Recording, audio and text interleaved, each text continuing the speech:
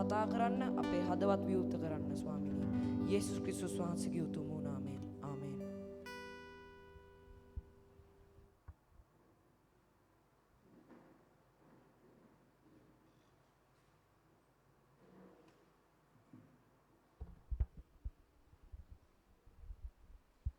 පැමිණ සිටින සියලු දෙනා යේසුස් වහන්සේගේ නාමයෙන් ඉතාමත් ආදරයෙන් පිළිගන්නවා. අපි සභාවේ නිවේදනවලට අවධානය යොමු කරමු. සබත් පාසල ඉරුදින 11ට Zoom තාක්ෂණය ඔස්සේ පැවැත්වෙනවා. මේ අවුරුද්දේ ඉතිරි කාලය තුල, ඒ කියන්නේ මාසික කාලයක් තුල දැන් සබත් පාසල ඒ ආකාරයෙන් Zoom තාක්ෂණය ඔස්සේ පැවැත්වෙන බව ඔබට දන්වනවා. ඒ වගේම සෙනසුරාදා යාඥා කාලය සවස් 5:30ට මෙම ස්ථානයේදී පැවැත්වෙනවා. ඒ සඳහාත් ඔබට සහභාගී වෙන්න පුළුවන්. මීට අමතරව කිසිදු වැඩසටහනක් සභාවේ පැවැත්වෙන්නේ නැහැ. අපි සම්මාදම් මුදල් සහ දසෙන් කොටස් වෙනුවෙන් යාඥා කරමු. ඒ සඳහා උපකාර කරන අය ඉදිරියට පැමිණ.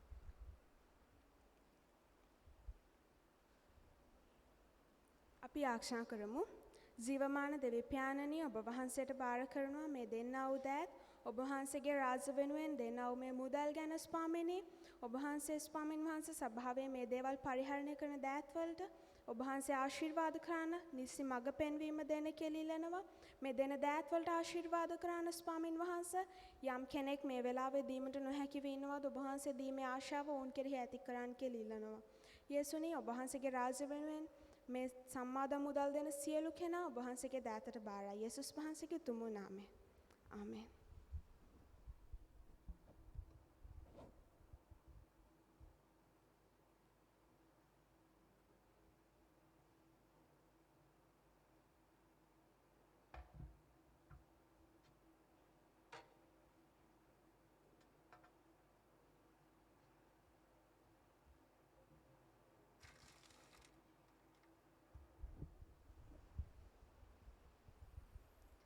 ස්වාමින් වහන්සේට ස්තුතියි. සෑහෙන දවසකට පස්සේ ඔබ සමග දෙවියන් වහන්සේගේ වචනය බෙදා ගන්න අවස්ථාව ලැබුණේ. වචනය බෙදා ගන්න ප්‍රථම මම කැමති ඔබට විශේෂයෙන් කාරණාවල් කීපයක් ගැන මතක් කරන්න. පළවෙනි දේ, සභාවක් හැටියට ඔබ සියලු දෙනාට ස්තුතිවන්ත වෙනවා. මගේ නංගිගේ අවසාන විශේෂයෙන් අයාපාතරින් සමුගත්තා මීට සති කිහිපයකට ප්‍රථම. ඒ වෙලාවේදී අපි සමග සිටියා වූ යාඥාවෙන් නොඑක ආකාරයෙන් ඔබ බොහෝ අය දකුණු පළාතට යනවා එනවා දවස් ගණනාවක්. ඒ හැම දෙයකදීම අපිත් එක්ක හිටිය, උපකාර කළ, යාඥා කළ, අපව ධෛර්යමත් කළ හැම කෙනෙකුටම ස්තුතියි. අපි නොසිතූ වෙලාවක නොසිතූ ආකාරයේ සිදුවීමකට මුහුණ දුන්නා. ඉතින් දෙවියන් වහන්සේගේ සැලැස්ම ගැන, දෙවියන් වහන්සේගේ දේවල් ගැන අපිට ප්‍රශ්න අහන්න බෑ. අපිට මුහුණ දෙන්න තියෙනවා. අපි දන්නෝ සිසරෝසිගේ මහත්තයා නැති වුණා, දරුවෝ දෙන්නයි ඈයි තනි වුණා. ඒ වගේම මගේ මස්සිනයි දරුවෝ දෙන්නයි තනි වුණා. ඉතින් දෙවියන් වහන්සේ මේ සියල්ල දැක්කා, දන්නවා, දෙවියන් වහන්සේට පේනවා. ඉතින් අපිට තියෙන්නේ ඒ සිදුවීම් වලට මම දන්නව ලේසි නැහැ, සිසරෝසිටත් දරුවන්ටත් අපි හැමෝටම. හැබැයි අපිට තියෙන්නේ දෙවියන් වහන්සේගේ සැලැස්මට යටත් වෙන්නත්, කීකරු වෙන්නත්, ඒ තුල බලා සිටින්නත් පමණයි. මොකද උන්වහන්සේගේ දේවල් අපිට මනුෂ්‍ය බුද්ධියෙන් අපිට තේරෙන්නේ නැහැ. අපිට ඒවා හිතන්න අමාරුයි. සමහර විට තව අවුරුද්දකින් දෙකකින් කාලයකින් අපිට තේරෙයි දෙවියන් වහන්සේගේ සැලැස්ම මේකයි කියලා. ඉතින් මේ සියලු දේ ගැන ස්වාමින් වහන්සේට ස්තුතියි. ඒ වගේම අපි අවුරුද්දක අවසාන කාලවකවානුවට ඇවිල්ලා තියෙනවා. තවත් අවුරුද්දක් අපි මුහුණ දුන්නා අමාරු කාලවකවානුවකින් යන. ලේසි නැහැ. පසුගිය කාලවකවානුව ඔබ හැමෝම දන්නවා. අපි නොසිතූ අය අපෙන් සමුගත්තා, නොසිතූ අය අසනීප වුණා, නොසිතූ ප්‍රශ්න වලට මුහුණ දුන්නා, ආර්ථික ප්‍රශ්න වලට මුහුණ දුන්නා, නොඑක් දේවල් වලට මුහුණ දුන්නා. හැබැයි අපිට ඉදිරි අනාගතය ගැන බලාපොරොත්තුවක් තියෙනවා. ස්වාමින් වහන්සේ අප සමග ඉන්නවා. දේශයක් හැටියට ගත්තත් හැම ආකාරයකින්ම දේවල් කඩාගෙන වැටෙන බව අපිට පෙනුණත් කිතුණුවන් හැටියට දෙවියන් වහන්සේගේ දරුවන් හැටියට අපිට බලාපොරොත්තුවක් තියෙනවා. ඒ පැහැදිලි බලාපොරොත්තුව තියෙනවා. මේ කාලය තුල මම 2022 ඉඳලා 2025 දක්වා සැලසුම් කරනවා අවුරුදු මම විශ්වාස කරනවා ඉදිරි අවුරුදු 4ක කාලය සභාවක් හැටියට අපි වෙනස් වූ ගමනක් යන්න අවශ්‍යයි. දැන් අපි ආව ගමනක් යම් තැනකට අපි ඇවිල්ලා තියෙනවා. මෙතනින් එහාට මම හිතනවා එන අවුරුද්දේ ඉඳලා සමහර දේවල් අපි වෙනස් කරන්න බලාපොරොත්තු වෙනවා.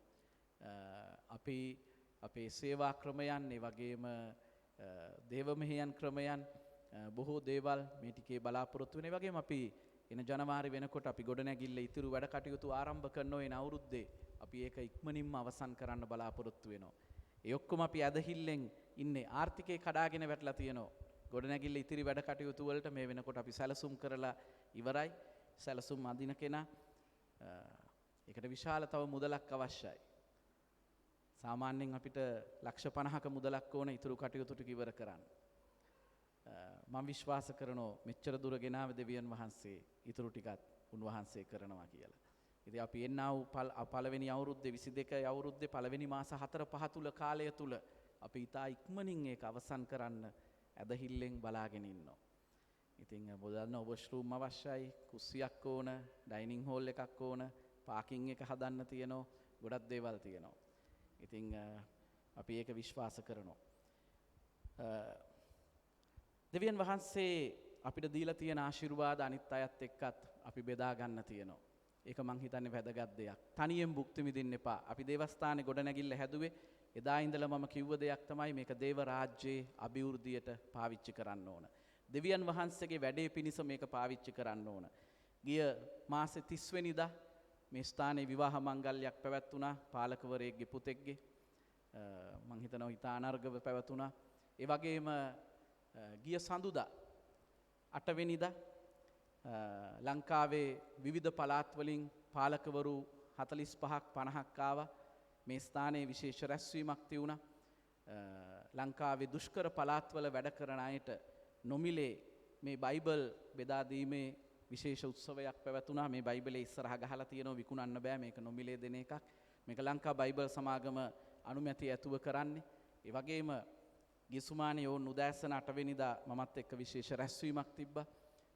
ඔවුන් සූදානමින් ඉන්නෝ දේශයේ හැම දුෂ්කර පළාතකටම දෙමළෙන් සහ සිංහලෙන් අනුවාද දෙකෙන්ම මේ බයිබල් දුෂ්කර පළාත් වලට නොමිලේ බෙදා දෙන්න ඔවුන් අපිට යෝජනා කරලා තියෙනවා. අපේ දේවස්ථානය ඒකේ මූලික ස්ථානය හැටියට තියාගන්න ඔවුන් බලාපොරොත්තුවෙන් ඉන්නවා. තවම මම ඔවුන්ට උත්තරයක් දුන්නේ නැහැ. ඔවුන් අපෙන් ඉල්ලීමක් කරා මේ ස්ථානයේ ඉඳලා දේශයේ ලංකාවේ හැම තැනකටම ගිසුමානේ ඇවිල්ලා හිටියා. වවුනියාව, යාපනයේ, මඩකලපුව, ත්‍රිකුණාමලය, අනුරාධපුර, පොළොන්නරුව ගොඩක් පළාත් වලින් පාලකවරු ඇවිල්ලා හිටියා.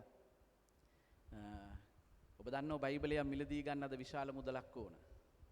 ඉතින් සාමාන්‍යයෙන් එක පාලකවරයෙකුට බයිබල් 50කට වඩා සංඛ්‍යාවක් හම්බුණා. ඔවුන්ගේ දේවස්ථානවල දෙන්න. ඒ වගේ මේ සංගරාව සුභාරංචිය දීලා මේක දෙමළෙන් සහ සිංහලෙන් දෙකෙන්ම තියෙනවා. මේ දෙකම උන් බලාපොරොත්තු වෙන්නේ මේ ස්ථානීය මධ්‍යස්ථානයක් හැටියට තියාගෙන බෙදා හැරීම් කටයුතු කරන්න. දේශීය රටවල් කීපයක් සම්බන්ධ වෙනවා මේකත් එක්ක. ඉතින් දෙවියන් වහන්සේ මම විශ්වාස කරනවා අපිට දීලා තියෙන ආශිර්වාදයන්, දීලා තියෙන සම්පත් අනිත් අයටත් ආශිර්වාදයක් වෙන්න තියෙනවා. ඒක සමහර විට අපේ ජීවිතේ යාඥාව වෙන්න පුළුවන්. ඒක තව කෙනෙකුට ආශිර්වාදයක් වෙන්න තියෙනවා. දෙවියන් වහන්සේගේ මහිමය උදෙසා අපි අද දවසේ බලන්න යන කාරණාවල් 4ක් අපි පෙරලා ගම්මු ක්‍රියාපොතට. 2017 අවුරුද්දේ මේ වචනය මම ඔබත් එක්ක බෙදාගත්තා. ක්‍රියාපොතේ 3 වෙනි පරිච්ඡේදයට අපේ අවධානය යොමු කරමු.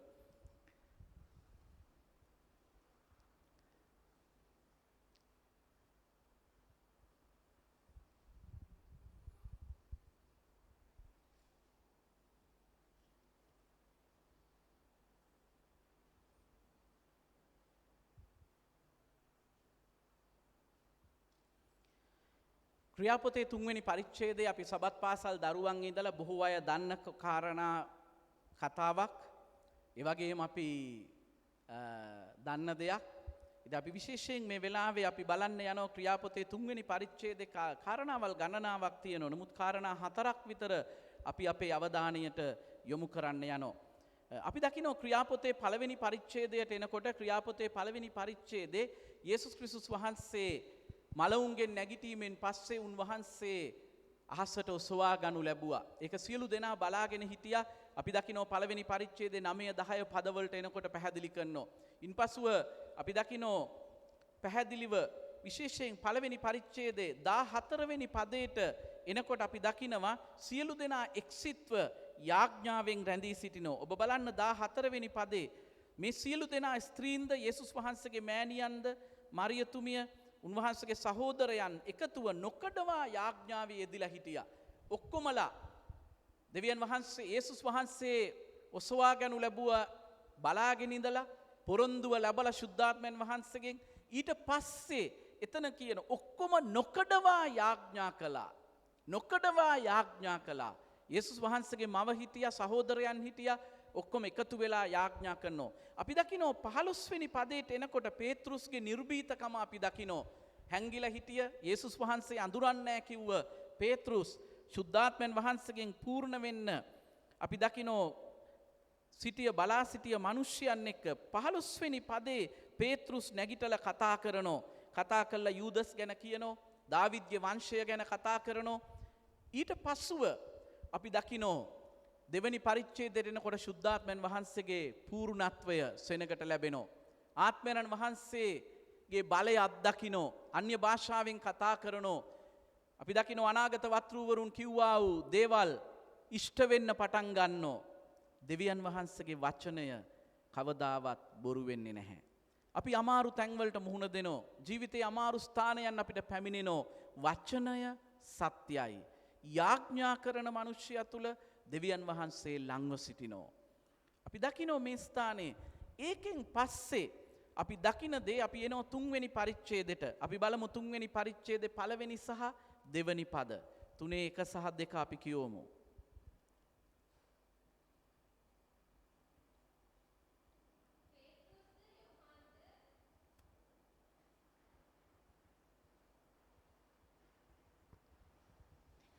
පේතෘස්ද යොහාන්ද යාඥා වේලාව වූ 9 වෙනි පැයේ දේවමාලිගාවට යද්දී මව්කුස පටන් කොරව සිටි එක්තරා මිනිසෙක් ගෙන යනු ලැබුවේය. ඔහු මාලිගාවට ඇතුල් වන්නන්ගෙන් සිංගමන් ඉල්ලන පිණිස සුදර්ශන දොරටුවයයි කියන මාලිගාවේ දොරටුව ළඟ දවස් පතා තබන ලද්දේය. එතන කියනවා පේතෘස් යොහානුයි දැන් ශුද්ධාත්ම පූර්ණත්වයෙන් පස්සේ දේවමාලිගාවට යනවා. දේවමාලිගාවට යන්නේ බයිබලයේ ඉතා පැහැදිලි දෙයක් කියනෝ යාඥා වේලාව. ඒ කියන්නේ දේවමාලිගාවේ යාඥා කරන වෙලාවක් තිබුණා. ඒ වෙලාවට තමයි මේ යන්නේ. දැන් ඊයේ හවස අපි යාඥා කළා. මම ඔබෙන් නැවත ඉල්ලීමක් කරනෝ යාඥාව ගැන පැහැදිලිව ඔබේ අවධානය යොමු කරන්න. කිතුණු ජීවිතයේ කාරණා දෙකක් ඉතා වැදගත්. මං කාගෙන්වත් පුජ්‍යලික වහන්න යන්නේ නැහැ. අපි එන අවුරුදු වලත් මම විශ්වාස කරනවා කාටවත් පුජ්‍යලික අවධානය යොමු කරන්නේ ඔබ පුජ්‍යලික ජීවිතයේ යාඥා කාලයක් ගත කරනවද? දිනපතා දෙවියන් වහන්සේගේ වචනය කියවනවද? ඔබ පුජ්‍යලික යාඥාවට අමතර සාමූහික යාඥාවල් වල යෙදෙන්න ඔබට උත්සාහයක්වත් තිබෙනවද? ඒ කාලයන් මතක තියෙනවද? ඇයි අපි සාමූහිකව යාඥා කරන්නේ? ඉරුදින දේව මෙහෙය පමණක් නෙවෙයි. අපේ ජීවිතයේ දේව පාමුල ඉන්න, දෙවියන් වහන්සේත් එක්ක කාලය ගත කරන්න, දෙවියන් වහන්සේගේ හඬ අහන්න, දෙවියන් වහන්සේගේ සත්‍යතාවයන් තුල අපේ ජීවිතේ ගොඩනගන්න අවශ්‍ය අත්තිවාරම වැටෙන්නේ යාඥාව තුලයි. දේව පාමුලයි. පැහැදිලිව මෙතන කියනවා දේව මාලිගාවේ යාඥා කාලයක් තිබුණා. ඒ වෙලාවට ඒගොල්ලෝ යනෝ දේව මාලිගාවට. ඒ වෙලාවේ සිංගමන් ඉල්ලපු මව්කුස පටන් කොරව සිටිය උප්පත්තියෙන්ම කොර කෙනෙක්. යාව ගෙනල්ලා උස්සලා කවුරු හරි ගෙනත් තියනවා. තබන ලද්දේය ගෙනල්ලා තිබ්බා. මම ඊට ඉස්සෙල්ලා දවසක මේ ගැන කතා කරනකොට කිව්වා ඔබ මහ රෝහල ළඟට ගියොත් කළු බොයිල රෝහල ළඟට ගියොත් සමහර අය හරියටම 11 මාර වෙනකොට සමහර අය උස්සලා ගෙනල්ලා තියනවා. ඊට පස්සේ හරියටම 1 මාර වෙනකොට ආයි උස්සගෙන යනවා. සමහර වෙලාවට ඒක අපිට පිටිපස්සේ වෙන වෙන ව්‍යාපාර කටයුතු ඇති. ඒක අපි දන්නේ නැහැ. හැබැයි ඒ වගේ සමහර දේවල් මේක තියෙන සුදර්ශන කියන දොරටුව ළඟ මේ උප්පත්තියෙන්ම හිටිය මේ කොර මිනිස්යව ගෙනල්ලා තියෙනවා. එයා සිංගමන් ඉල්ලනවා. එයා එදිනෙදා අනුන්ගෙන් ලැබෙන දෙයින් ජීවත් වුණේ. Tamanට උපය ගන්න දෙයක් නැහැ. ඒ වගේම ජීවිතේ හැම තමන් කවදාවත් ඇවිදලා තිබුණේ නැහැ.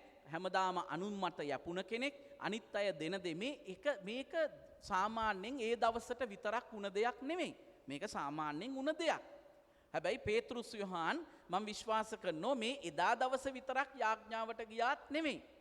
මොකද එදා දවසෙත් ඔවුන් යාඥාවට සුපුරුදු. මොකද බයිබලයේ කියනවා පැහැදිලිව බලන්න යොහාන් සහ පේතෘස් යාඥා වේලාව සවස 3ට. ඒ වෙලාවේ ඒගොල්ලෝ දේවමාලිගාවට ගියා. යාඥා කරන්න ගියා. ඒ වෙලාවේ මේ මිනිස්යව ගෙනල්ලා තියලා තිබ්බා. බලන්න 4 වෙනි පදය 3 සහ 4. 3යි 4යි. ඔහු පේතෘස්ද යොහාන්ද දේවමාලිගාවට ඇතුල්වෙන්ට යනවා දැක සිංගමන් ඉල්ලුවේය. පේතෘස් යොහාන් සමග ඔහු දෙස ඇස්හෙලා අප දෙස බලන්නේ කීවේය. ඔහු ඔවුන්ගෙන් යමක් ලබන බලාපොරොත්තුවෙන් ඔවුන් දෙස බලා සිටියේය. මොනාද කරේ සාමාන්‍ය සුපුරුදු පරිදි දැන් පේතෘස් යොහාන් එනවා සිංගමන් ඉල්ලන ඒ කොර මිනිස්සයා ඉන්නවා. ඒ මිනිස්සයා හැරිලා අපි දකින්නෝ පැහැදිලිව කියනවා ඒ මිනිස්සයා 3 වෙනි පදේ ප්‍රකාශ කරනවා. ඔහු පේතෘ යොහාන් දැක දේවමාලිගාවට ඇතුල් වෙන්න යන බව දැක සිංගමන් ඉල්ලුවා. ඊට පස්සේ අපි දකින්නෝ පේතෘස් යොහානුයි කියනෝ අපි දෙස බලන්න. දැන් මීට ඉස්සෙල්ලත් මම විශ්වාස කරනෝ මේ කොටස කියවනකොට පේතෘස් යොහාන් දේවමාලිගාවට ආවා. හැබැයි මේ ආකාර සිදුවීමක් මෙවැනි අත්දැකීමක් ඔවුන් ලබලා තිබුණේ නැහැ. මේ සිංගමන් ඉල්ලපු සමා වෙන්න මේ මිනිස්සයා ඉන්න ඇති. හැබැයි අපි දකිනෝ එදා ඔවුන් කියනෝ ඔවුන් දෙන්න මෙතන හරි වැදගත් දෙයක් කතා කරනෝ. බලන්න පේතෘ යොහාන් ඔවුන් දෙන්න එකට අප දෙස බලන්න ඒකත්වයක් තිබුණා. මේ දෙන්න තුල එකඟතාවයක් තිබුණා. දෙන්නක් තුල ආත්මික බැඳීමක් තිබුණා. ඒ දෙන්න එක සැරේ අප බහුවචනයෙන් කතා කරේ. අපි දෙහා බලන්න. පේතෘස් යොහාන් දෙන්න ආත්මික එකඟතාවයක ජීවත් වුණ අය.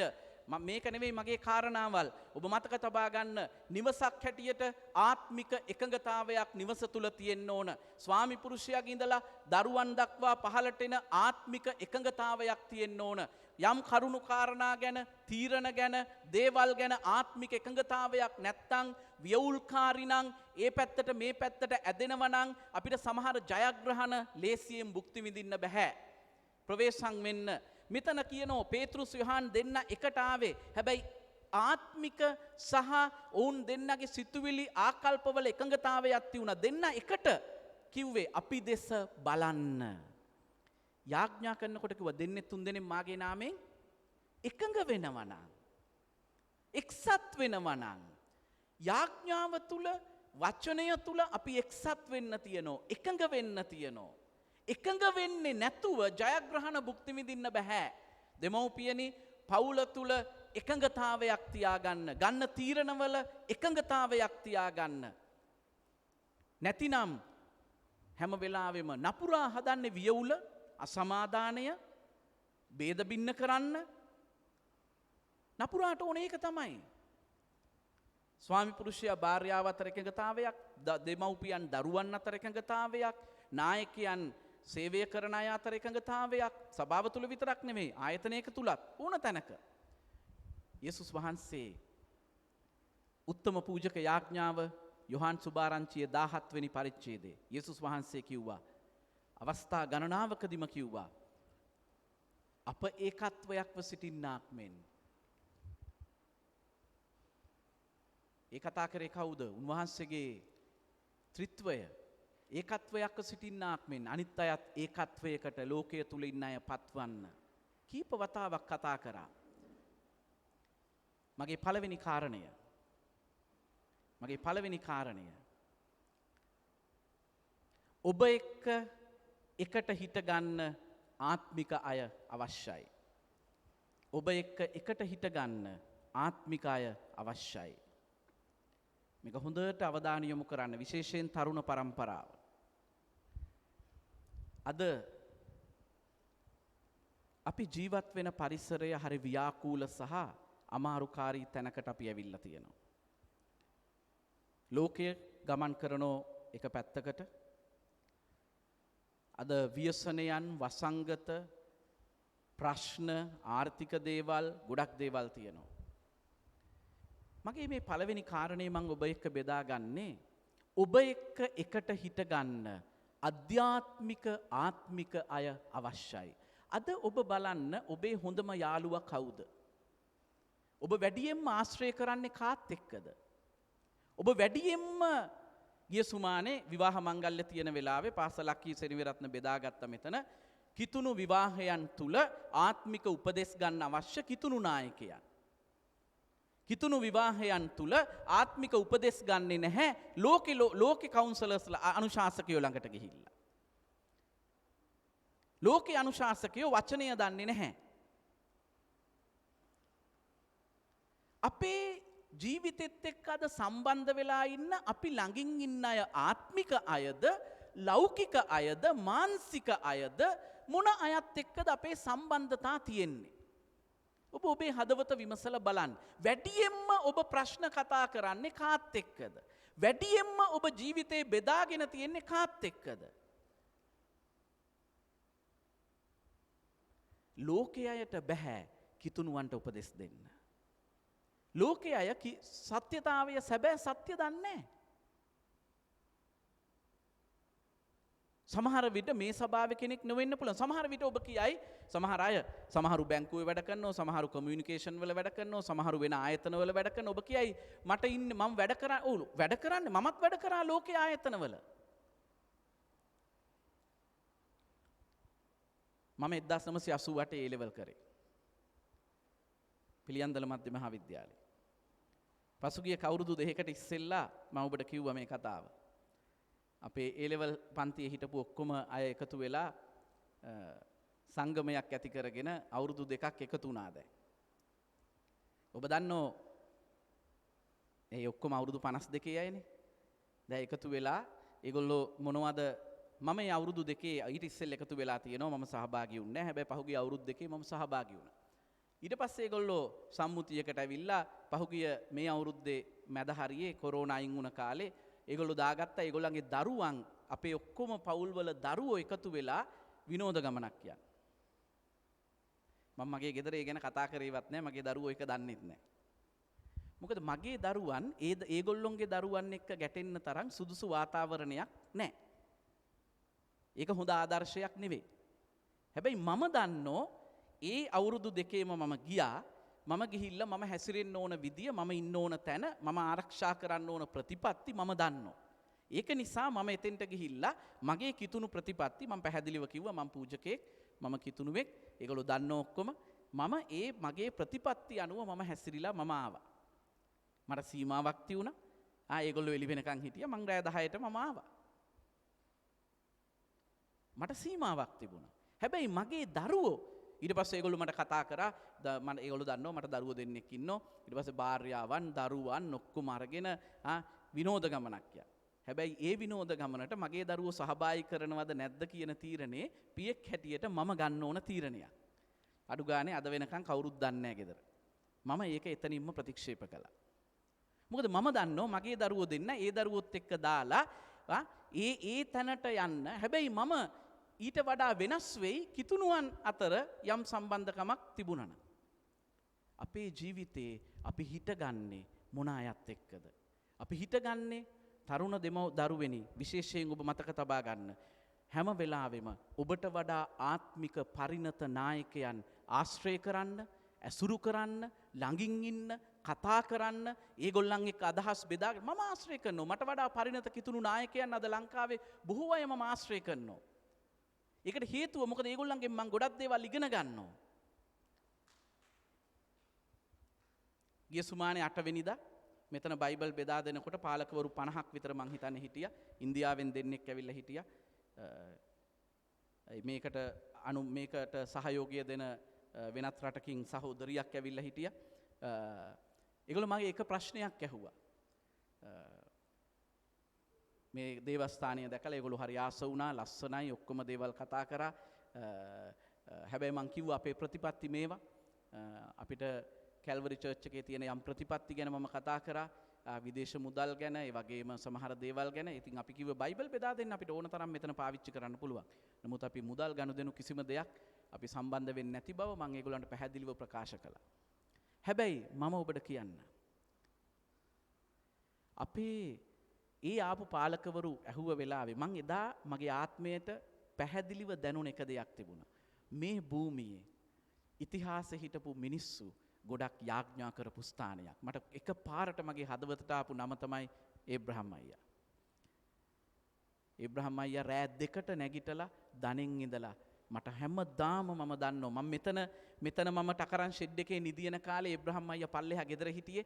අපි සමහර වෙලාවට යක්ෂාත් මෙලෝලා ඉන්නේ රෑ 1ට 2ට ජීවනයි මමයි ඇවිල්ලා මේකේ දොරවල් අරිනකොට ඒබ්‍රහම් අයියා දණින් ඉඳගෙන සාලේ අත් දෙක උස්සගෙන යාඥා කරනවා. අපිට ඇහෙන උඩට මම අද දකින්නේ මම මේ පාලකවරුන්ට කිව්ව එක දෙයක් තමයි ඒ යාඥා කරපු දේවල් වල ප්‍රතිඵල තමයි අද ඕගොල්ලෝ භුක්ති විඳින්නේ. මොකද ඒගොල්ලෝ මට ගොඩාක් අය ස්තුති කරා බයිබල් මම නෙමේ බයිබල් දුන්නේ. දැනටත් කෝල් එනවා 100 ගණන්. හැබැයි මම දකින්නේ මේ භූමිය ආශිර්වාදලත් භූමියක්. ඇයි? ඉතිහාසෙ හිටපු අය යාඥාවෙන් වපුරපු දේවල් අද අපි නෙලා ගන්නවා. අද අපි නෙලා ගන්නවා. මට එක පාරට එදා 8 වෙනිදා මතක් වුණා පාස දුල්කිත් හිටිය ඇවිල්ලා මම ඌට කිව්ව එක දෙයයි දුල්කිත් මේ ඔක්කොම දේවල් වල රහස පරණ හිටපු මිනිස්සුන්ගේ යාඥාවල්. ඒ මිනිස්සු යාඥා කළා දණින් හිටියා දෙවියන් වහන්සේත් එක්ක කාලය ගත කරා. මම ඔබට කියනවා විශේෂයෙන් තරුණ පරම්පරාවට මම ඔබට කතා කරන්නේ මේකයි. ඔබ ආශ්‍රය කරන අය ආත්මික අය කරගන්න. ඔබ සම්බන්ධතා ගොඩනගෙන අය දෙවියන් වහන්සේ දන්න අය කරගන්න. දෙවියන් වහන්සේ නොදන්න අයත් එක්ක ආශ්‍රය කරන්න එපා කියන එක නෙවෙයි ආශ්‍රය කරන්න. සීමාවල් තියාගන්න. ඒ සීමාවල් වලට එහායින් යන්න එපා. දැන් මෙතන අපි දකිනවා පේතෘස් යොහාන්ගේ එකඟතාවය තුල එක්සත්කම තුල ඒ එකඟතාවය තුල තමයි මේ කොරා නැගිටලා ඇවිදින්නේ. අපි ඇයි ආමෙන් කියන්නේ එසේම වේවා. එකඟතාවයක් තව කෙනෙක්ගේ අද ආරම්භක යාඥාව කරද්දී ආමෙන් එසේම වේවා ඒක කරන්න. ඒ විදියටම වෙන්න. එකඟතාවයක් අපි එක්සත් වෙනකොට එකඟ වෙනකොට එතන දෙවියන් වහන්සේගේ සහෝදරයන් එකඟව වාසය කිරීම මනහර දෙයක්. ඒක ආරෝන්ගේ හිස මත වැටුණු තෛලය මූණ දිගේ රැවුල දිගේ පහළට ගලාගෙන එනවා වගේ ගලාගෙන එනවා පල්ලෙහාට ආලේපය. එකඟ වෙන තැන ආශිර්වාදය ගලනවා. ඒක නිසා පැහැදිලිව මතක තබා ගන්න. අපිට එක එක මතිමතාන්තර තියෙයි. හැබැයි මං ඔබෙන් ඉල්ලීමක් කරනවා ඔබත් එක්ක ආත්මික අය. මම කියන්නේ දැන් සමහර විට අපි ආත්මික වඩු නම් අපිට වඩා ආත්මික පරිණත අය හොයාගෙන යන්න. උත්සාහ කරන්න ඒගොල්ලෝ එක කනෙක්ෂන් සම්බන්ධකම් තියාගන්න. ඒගොල්ලෝ එක කතා කරන්න. ඒගොල්ලෝ එක ආශ්‍රය කරන්න. ඒගොල්ලොන්ට එක්ක දුරකථනයෙන් හරි කතා කරලා අදහස් සුවමාරු කරගන්න. විශේෂයෙන් තරුණ පරම්පරාව අද ලෝකය විනාශයට යන කාල පරිච්ඡේදයක අපි සූදානම් වෙමු. දෙවියන් වහන්සේගේ සත්‍යතාවය දන්න අයත් එක්ක අපේ සම්බන්ධතා වැඩියෙන් ගොඩනගා ගන්න. ඒක තමයි අවශ්‍යතාවය. මොකද ප්‍රශ්න ගැටලු වෙනකොට දමහර දේවල් මම ඔබට කියන්නම්. ඇත්තටම මගේ නංගි නැති වුණ වෙලාවේ ඒක හරි අමාරු සිදුවීමක් අපිට. මට ඒ වෙලාවේ තේරුණා පවුලේ කෙනෙක් නැති වෙනකොට කොච්චර ඒක දැනෙනවද කියලා. අපි බොහෝ අවමංගල්‍ය දේවල් වලට ගිහිල්ලා තියෙනවා. හැබැයි මම දැක්ක දේ දෙවියන් වහන්සේගේ සෙනග අපිව වට කරගෙන අපිට උපස්ථාන කරපු ආකාරය නිසා අපිට බොහෝ ඉක්මනින් සමහර පුරබැදීම් තාම තියෙනවා. ඒකෙන් ජය ගන්න පුළුවන් වුණා. බොහෝ දේව දරුවන් අපි වටේ හිටියා. අපිට උපස්ථාන කරා, කතා කරා, අදහස් බෙදාගත්තා, යාඥා කළා. ඒක තමයි ජයග්‍රහණය. ආත්මිකය දෙවියන් වහන්සේ දන්න අය, දෙවියන් වහන්සේ සමග ජීවත් වෙන අය. ඒ අයගේ උපස්ථානය අපිට ඕන. ඒ අයගේ ආශිර්වාදය අපිට ඕන. ඒක විශාල දෙයක්. දෙවෙනි කාරණේ ඔබ මතක තබා ගන්න. මිනිස්සු බලන්නේ අපි දිහා. දෙවෙනි කාරණේ මිනිස්සු බලන්නේ අපි දිහා. ප්‍රශ්නයක් අමාරු වේදනාවක් දේවල් එනකොට දැන් අද වසංගත තත්වයක් ඇති වෙලා තියෙනවා. මිනිස්සු බලාගෙන ඉන්නේ කිතුණුවන් මොනවද කරන්නේ? කිතුණුවන් කොහොමද මුහුණ දෙන්නේ? අපේ සමහර දේවල් වලදී අන්‍ය භක්තික අය අපිත් එක්ක ඉන්නවා. අපේ නෑදෑයන් ඉන්නවා. ඒගොල්ලෝ බලාගෙන ඉන්නවා අපි කොහොමද මේකට මුහුණ දෙන්නේ? අපි කොහොමද මේක තුල ගමන් කරන්නේ? අපිට මොකද්ද තියෙන බලාපොරොත්තුව? එදා පේත්‍රුස් යොහාන් ඇතුල් වෙනෝ සිංගමන් ඉල්ලපු කොරා ඉන්නෝ කොරා දිට කියනවා පේත්‍රුස් යොහාන් අප දෙස බලන්න. කොරා බලනවා. 6 වෙනි පදේ කියනවා රන් රිදී මට නැත දෙන්නට. මට ඇති දේ නුඹට දෙමි. අපි දන්නෝ ගීතිකා ගායනා කරනෝ. ශුද්ධාත්මයන් වහන්සේගෙන් පූර්ණ වුණාට පස්සේ අර නොතිබුණු බලාපොරොත්තුවක්, නොතිබුණු ආලේපයක්, නොතිබුණු ආශිර්වාදයන් පේත්‍රුස් යොහාන් තුල තිබුණ අනිත් අයට දෙන්න.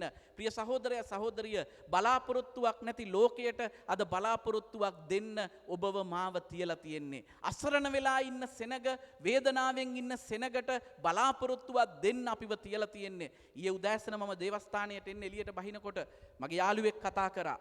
යාගේ කසින්ගේ දුවල 3 දෙනෙකුට මම යාඥා කරන්න ගියා පන්නේ පිටියේ වීරමාවතේ. ඒක දෙවෙනි අවසාන දුව අවුරුදු 22යි. කොරෝනා හැදිලා පසුගිය කාලේ කළුබෝවිල රෝහලේ ඉඳලා ඊට පස්සේ පෙරේදා ටිකට් කපලා ගෙදර ගෙනාවා. ඊයේ උදෑසන ඇව සම්පූර්ණ ඔබ දන්නව අර කොම එකක් වගේ සිහි නැතුව ගිහිල්ලා ගෙදර වැටිලා අවුරුදු 22යි වයස. ඈ උස්සගෙන ගිහිල්ලා තියෙන ඊයේ හවස නැවත කතා කරා මලකඳක් වගේ. ජීවිතේ ප්‍රවේශම් වෙන්න මේ කාලය භයානක කාලයක්. අවුරුදු 22යි. ඒ වෙලාවේ අඬ ඒ පවුලේ අය මට කතා කරා. ඒ පවුලේ අය මාත් එක්ක ගොඩක් සම්බන්ධකම් තියෙනවා. කතා කරලා කිව්වා පාස්ටර් යාඥා කරන්න. ඒ වෙලාවේ ඇන්ඩ්‍රු ශිවන්ත හිටියා. මම ගෙදරින් කියලා ආවේ යාඥා කරන්න. මොකද මම දන්නෝ ඒ දරුවා ජාත්‍යන්තර පාසලක ඉගෙන ගන්නෝ. එන්නා වූ ජනවාරි මාසයේ ජපානයට යන්න තියෙනෝ. එහෙ ජාත්‍යන්තර පාසලක වැඩ බාර ගන්න. හැබැයි ඊයේ රෑ මට 9ට විතර නැවත ඊයේ රෝහලට ගෙනිච්ච IDH එකට රෝහල් වල ලෙඩ්ඩු බාර ගන්න නැහැ. මේ වෙනකොට දවස් 18ක් ඇයට කොරෝනා හැදිලා ඇව බාරගත්තේ නැහැ. IDH රෝහලේ හවස 3 වෙනකන් දොරෙන් එළිය ගේට්ටුවෙනුත් එළිය හිටියේ වාහනේ ඇතුලේ අර විදියට සිහි නැතුව රෝහලට බාර ගන්න නැහැ ලෙඩ්ඩු මේ වෙලාවේ. ඊට පස්සේ කොරෝනා ටෙස්ට් කළා බොහොම අමාරුවෙන් හවස 3ට තමයි රෝහල ඇතුළට අරන් තියෙන්නේ උදේ ගෙනිච්ච ලෙඩා. ඊයේ රෑ මට දුරකථන ඇමතුමක් ආවා. ඇයට සිහි ඇවිල්ලා. යම් දේවල් දැන් කතා කරන්න පටන් අරන් තියෙනවා කියලා. අද උදෑසන පණිවිඩයක් ආවා. දුරකථන ඇමතුමක් දීලා ඇගේ සහෝදරියට කතා කරලා තියෙනවා. එයා ඒ වෙච්ච කිසිම දෙයක් දන්නේ නැහැ. අද මිනිස්සු බලාගෙන ඉන්නෝ කිතුණුවන් හැටියට අපි මොනවද ගන්න තීරණ, අපි මොනවද කරන්නේ, අපි කොහොමද අනාගතයට මුහුණ දෙන්නේ, අපි ප්‍රශ්නයක් ආවම කොයි විදියටද හැසිරෙන්නේ, අපි මොන ආකාරයෙන්ද තත්වයන් වලට මුහුණ දෙන්නේ, අපි කරන දේවල් ගැන අන්‍ය භක්තික ලෝකය සහ කිතුණු ලෝකයත් අද බලාගෙන ඉන්නෝ. අපි ප්‍රවේශම් වෙමු. අපි දන්නෝ ලේසි නැහැ. සිසර රෝසිට ලේසි නැහැ දරුවෝ දෙන්නෙක් එක්ක ගමන යන එක දැන්. ඒක අමාරුයි. ඒක අමාරු ගමනක්. ඒක ලේසි නැහැ. හැබැයි අපි එක දෙයක් දන්නෝ යේසුස් වහන්සේ ජීවමානයි. උන්වහන්සේගේ ආත්මයන් වහන්සේ අපිට මඟ පෙන්නනවා. අපිත් එක්ක ඉන්නෝ. උන්වහන්සේ අපිව ගෙනියනෝ. උන්වහන්සේ මම විශ්වාස කරනවා උන්වහන්සේ නොදැන මුකුත් වෙන්නේ නැහැ. සමහර දේවල් ඒක හිතන්න අමාරුයි. හිතන්න අමාරුයි. මං ඊයේ කිව්වා මගේ වයිෆ් එක්ක උදේ 4ට 3:45ට මට නැගිටිනකොට පළවෙනියෙන්ම මතක් වෙන්නේ මට නංගිව. ඒක තාම අමාරුයි. ඒක දෙපාරක් ඔලුවට තට්ටු කරලා බලන්න ඕන. යා ජීවතුන් අතර නෑ කියන එක තේරුම් ගන්න. ඒක ලේසි නැහැ. අමාරුයි. හැබැයි අපේ ජීවිතයේ සමහර දේවල් වලට අපි මුහුණ දෙන වෙලාවේදී යේසුස් ක්‍රිස්තුස් වහන්සේගේ ශුද්ධාත්මයන් වහන්සේ අපිට උපකාර කරනවා. අපිට බලාපොරොත්තුවක් තියෙනවා. අපිට අනාගතයේ ස්ථිරත්වයක් තියෙනවා. අපි දන්නෝ යන්නේ කොහෙද, කරන්නේ මොනවද, ජීවිතේ කොහොමද ජය ගන්න ඕනේ. ඒකයි මම ඔබට පළවෙනි කාරණේ කිව්වේ. ආත්මික අයත් එක්ක ඇසුර තියාගන්න, ආත්මික අය ළඟින් තියාගන්න, ආත්මික අයත් එක්ක සම්බන්ධකම් ගොඩනගන්න, ආත්මික නායකයන් එක්ක එල්ලිලා ඉන්න උත්සාහ කරන්න. තුන්වෙනි කාරණේ 6 වෙනි පදේ අපි කියවමු. කාරණා 4යි. තුන්වෙනි කාරණේ 6 වෙනි පදය. පේත්‍රොස්ද රන් රිදී මට නැත. නමුත් මට ඇති දේ නුඹට දෙමි. නාසරියේ යේසුස් වහන්සේගේ නාමයෙන් ඇවිදින්නේයි කියා ඔහුගේ දකුණු අත අල්ලා ඔහු නැගිට්ටුවේය. එකිනෙහිම ඔහුගේ පාද සහ ඇස්වලට සවිවිය. ඔහු පැන නැගී කෙලින් සිට ඇවිදින්ට පටන් ගත්තේය. ඇවිදිමින්ද පැන නගිමින්ද දෙවියන් වහන්සේට ප්‍රශංසා කරමින්ද ඔහු ඔවුන් සමග දේව මාලිගාවට ඇතුල් වුණේය. උපන්දා සිට කොරව සිටිය තුන්වෙනි කාරණේ ඔබට මට දෙන්න දෙයක් නැහැ අනිත් අයට. හැබැයි අපිට දෙන්න පුළුවන් එක දෙයක් තියෙනවා. බලාපොරොත්තුවක් නැති ලෝකයට බලාපොරොත්තුව යේසුස් ක්‍රිස්තුස් වහන්සේ. මම නැවත කියන්නම්. පළවෙනි එක ආත්මිකයත් එක්ක ඇසුරු කරන්න, සම්බන්ධකම් ගොඩනගා ගන්න, ලෝකයේ ආශ්‍රය කරන්න සීමා සහිතව. දෙවෙනි දේ මිනිස්සු හැම වෙලාවෙම ඔබ මම දිහා බලන් ඉන්නෝ කියලා මතක තබා ගන්න.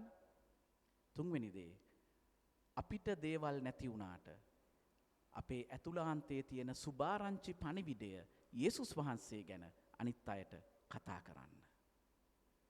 මේ කාලය හොඳම කාලය යේසුස් වහන්සේ ගැන කතා කරන්න.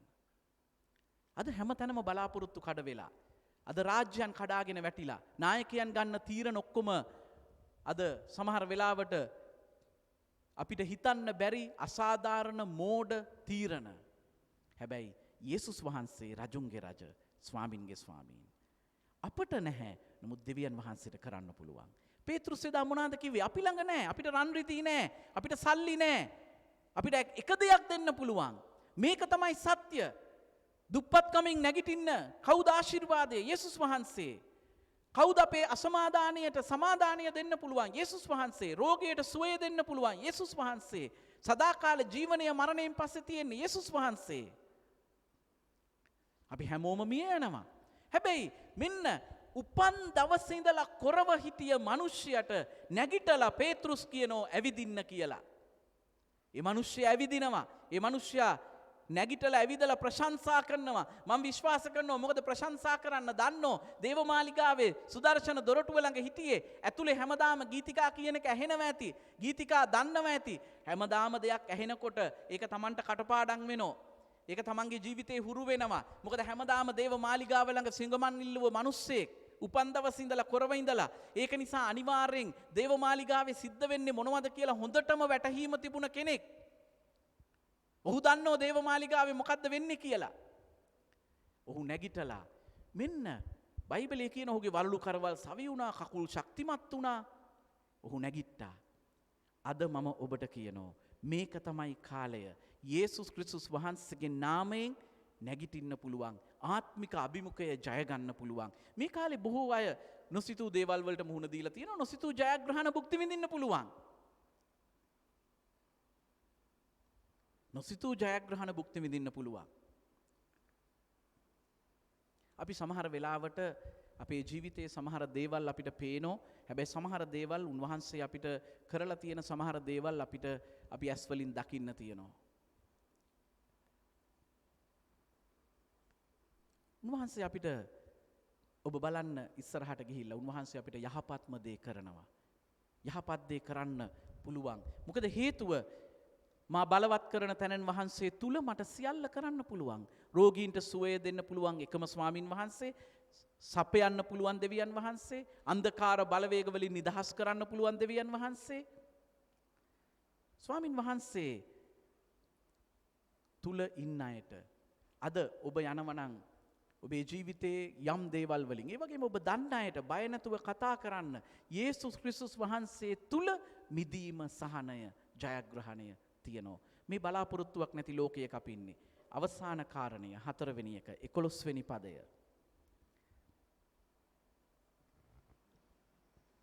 ඔහු පේතෘස් සහ යොහාන් අල්ලාගෙන සිටියේදී මුළු සෙනග ඊතා පුදුමව සලමොන්ගේ කියන ද්වාර මණ්ඩපයේ සිටි ඔවුන් වෙතට එක්ව දිව්වෝය.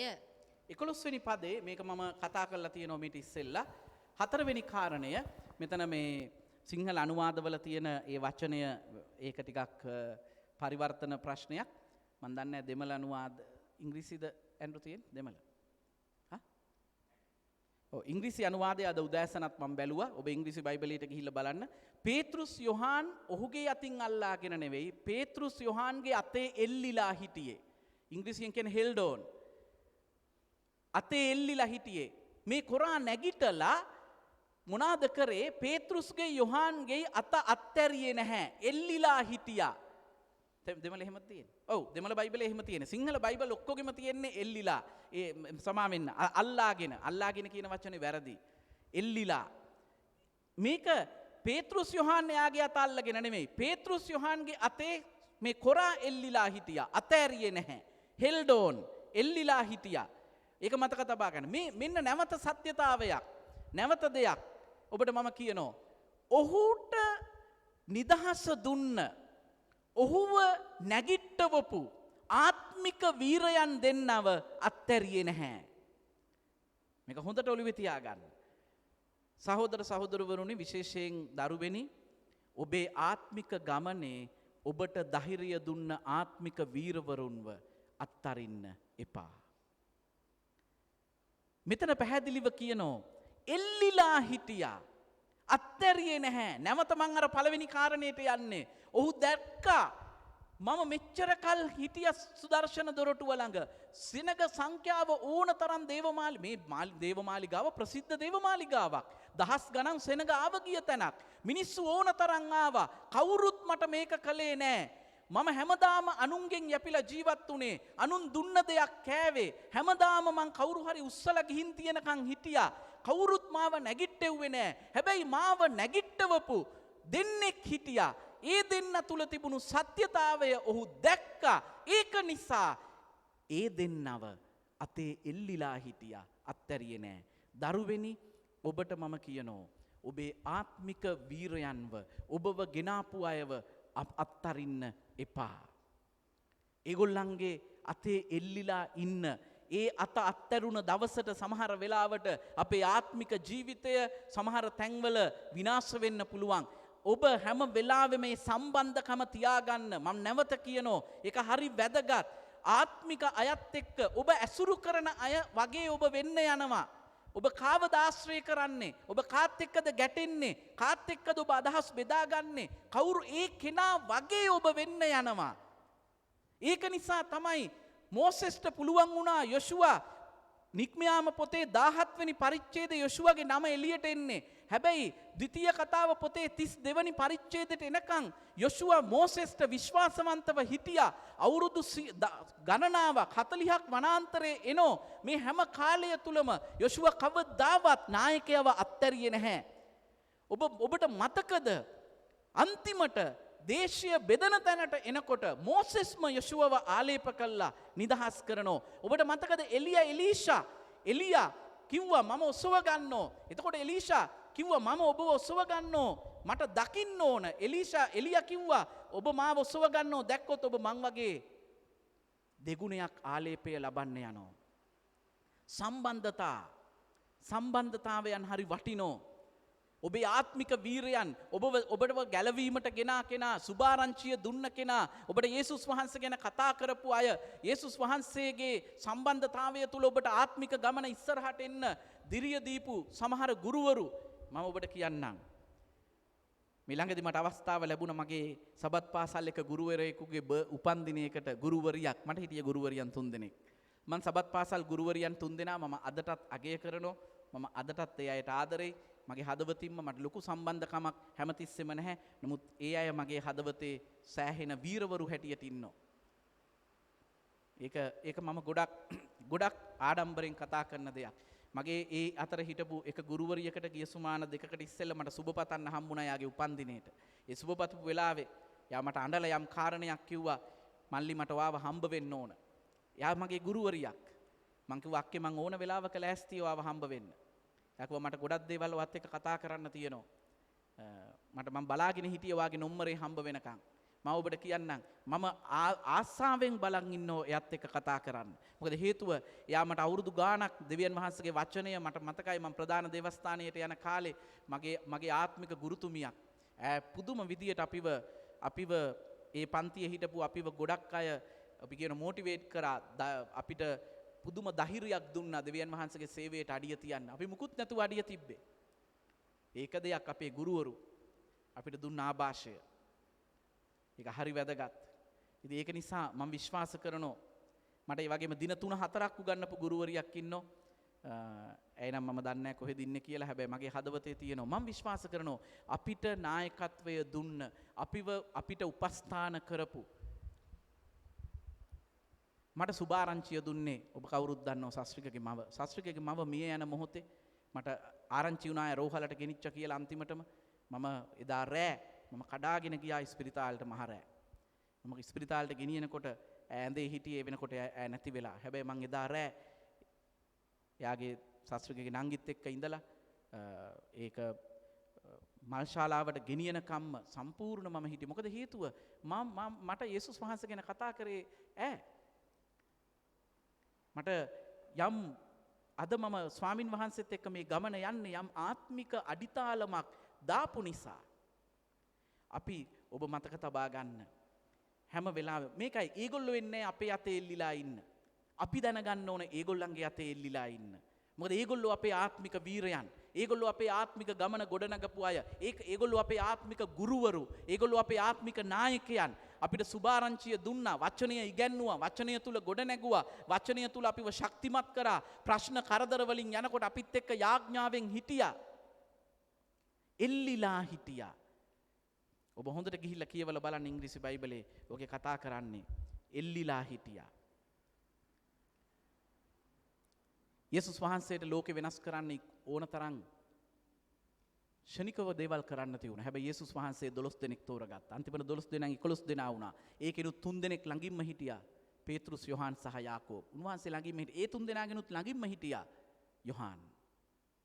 මම ඔබට කියන්නම් ඔබේ ජීවිතේ කවුද මම නැවත ඔබෙන් අහනවා ඔබ ළඟින්ම ඉන්න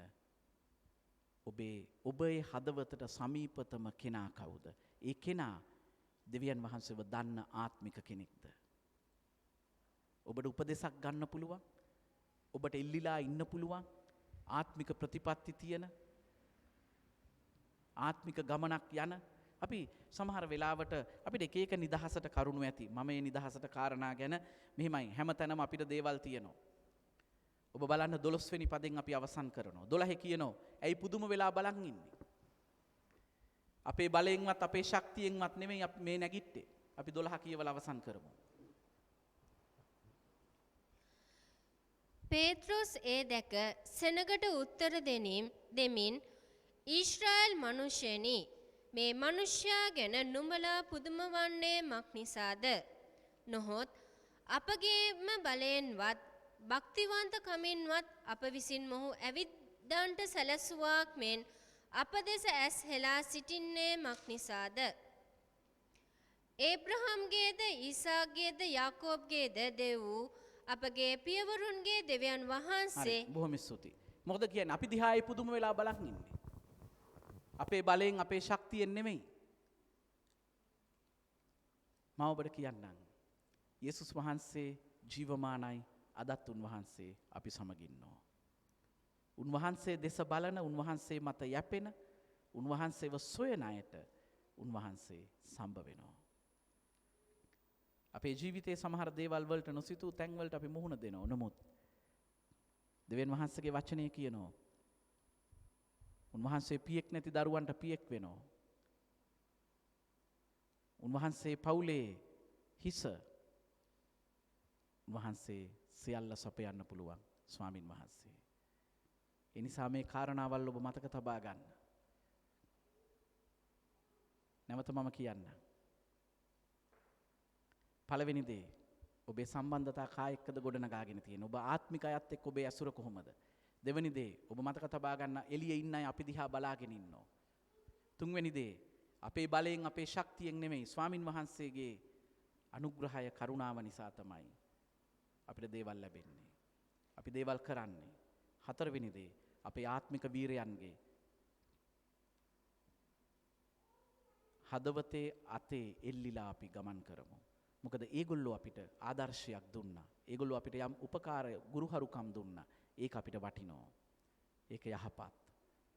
කරුණා කළා ඒ අය උදෙසා යාඥා කරන්න. ඒ අය උදෙසා ඔබේ යාඥාවන් ඔසවන්න. ඒ අයට ආශිර්වාද කරන්න.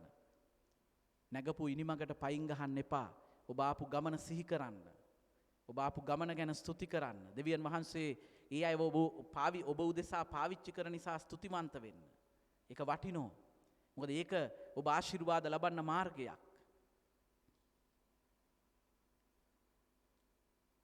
දෙවියන් වහන්සේ යහපත්. මම විශ්වාස කරනවා මම අවසානයෙන් කියන්න.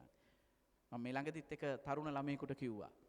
මම යේසුස් වහන්සේව කල්වරි දේවස්ථානයේ පිළිගත් එක ගැන මම අදටත් ස්වාමින් වහන්සේට ස්තුතිවන්ත වෙනවා.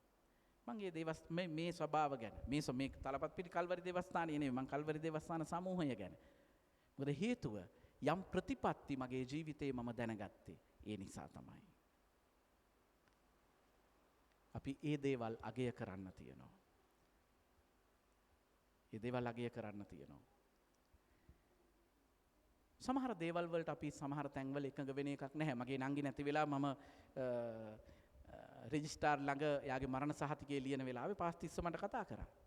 කතා කරලා සෑහෙන වෙලාවක් මාත් එක්ක කතා බහ කරලා යාඥා කරලා මට සමහර උපදෙස් දුන්නා.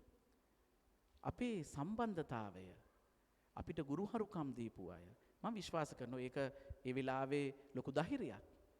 පාසල කී කතා කරා, පාස්තර රොබෙල් කතා කරා, අපිට හිටපු ආත්මික නායකයා. අපි නැගිටලා දෙවියන් වහන්සේට ස්තුතිවන්ත වෙමු.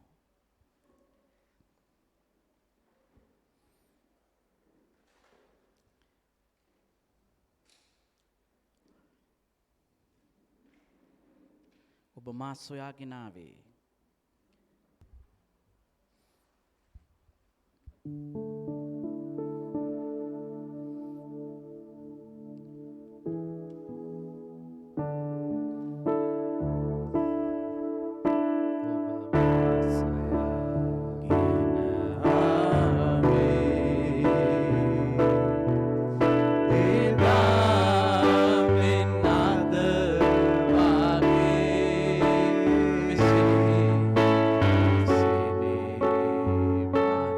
Then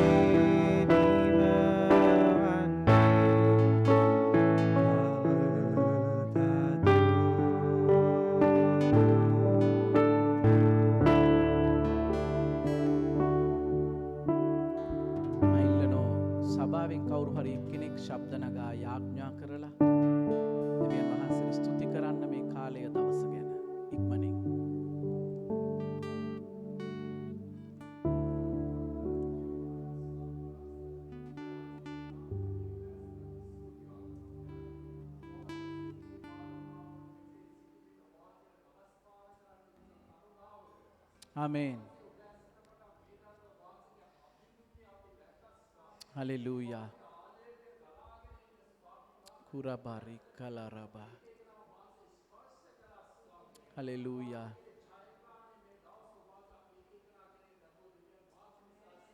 Amen.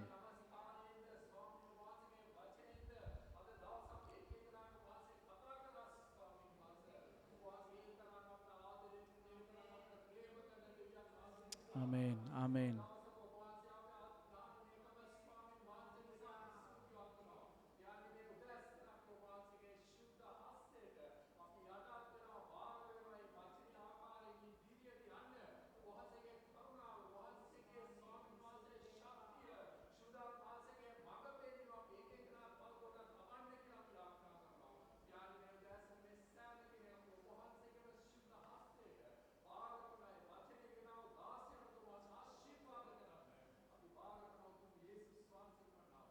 පිය වූ දෙවියන් වහන්සේගේ ප්‍රේමයත් පුත්‍ර වූ යේසුස් ක්‍රිස්තුස් වහන්සේගේ අනුග්‍රහයත් ශුද්ධාත්මයන් වහන්සේගේ මඟ පෙන්වීම ආරක්ෂාව දැනුත් මතු සදාකාල ස්වාමින් වහන්සේ එනතුරු ඔබ සියල්ලන් සමග වේවා. ආමේන්. සෙනසුරාදා හවස 5 මාරට අපේ යාඥා කාලය තියෙනවා.